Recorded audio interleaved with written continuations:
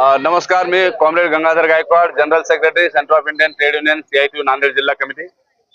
आज आम्ही माननीय जिल्हाधिकारी महोदयांना एका विशेष मागणीसाठी निवेदन देण्यासाठी इथं जमलेलो आहोत। खऱ्या अर्थानं मागील 1 वर्षापासून पूरग्रस्तांच्या अतिवृष्टीचे अनुदान मिळावं म्हणून आमचं आंदोलन सुरू आहे। आचारसंहिता लागल्यामुळे आम्ही आंदोलन बंद केलं होतं। तसे निर्देश जिल्हाधिकारी महोदयांनी काढले होते, तसे आदेश काढले होते, परंतु 10 तारखेपासून 10 जून पासून आम्ही पुन्हा ते आचारसंहिता शिथिल झाल्यावर आंदोलन सुरू केलेलं आहे। आणि या मागण्यासह त्या अतिवृष्टीचे पैसे मंजूर करावेत, तात्काळ खात्यावर वर्ग करावेत, वज्रा शेखफरे येथील प्रश्न जे आहे गावठाणचा तो देखील सोडवावा आणि पेस्टिसाइड कंपन्यांमध्ये जे अनियमितता होत आहे, दादागिरी होत आहे, ईडीच्या पथकासारखं ज्या कंपन्या आहेत, गोदरेज असेल, आदामा असेल, BASF असेल, या कंपन्यांचे अधिकारी मुंबईहून पाठवले जात आहेत। इथं पोलीस प्रोटेक्शन मध्ये घेऊन बेकायदेशीरित्या एखाद्या दुकानामध्ये जाऊन गुंडागर्दी टाईप बेकायदेशीरित्या ते चेक करत आहेत। आणि खऱ्या अर्थानं कायदेशीरित्या जर बघितलं तर हे सर्व अधिकार जे आहेत कृषी अधीक्षक किंवा कृषी अधिकाऱ्यातल्या कृषी क्षेत्रामधल्या अधिकाऱ्यांना आहेत आणि इथं कायद्याची पायमल्ली होत आहे। ही बाब गंभीर आहे।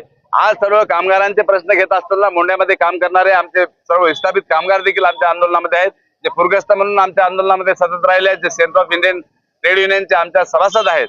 आणि यासाठी ह्या मागण्या ज्या आहेत, गोदरेज, आदामा, BASF या ज्या कंपन्या आहेत, पेस्टिसाइड कंपन्या आहेत, आणि या कंपन्याचं जे काळबेर आहे, हे मल्टीनॅशनल कंपन्यांचं काळबेर आहे, सर्व सरकारला माहित आहे। सरकारला हे हप्ते देतात, हे खंडणी स्वरूपामध्ये पैसे देतात आणि अशी जर नांदेडमध्ये वसुली करण्याचा यांनी प्रयत्न जर केला, लाल बावट्यासोबत त्यांची गाठ आहे।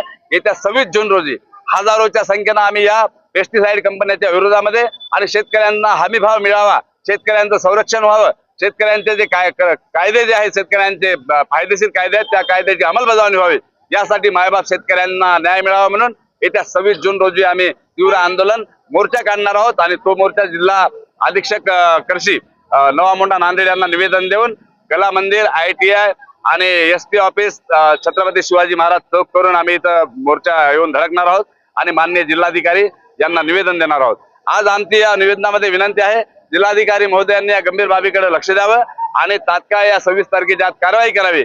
जे नांदेडमध्ये वसुली पथक म्हणून खंडणीखोर आले होते त्यांच्यावर कायदेशीर कारवाई करावी, त्यामध्ये विशेषतः महिलांचा देखील समावेश आहे।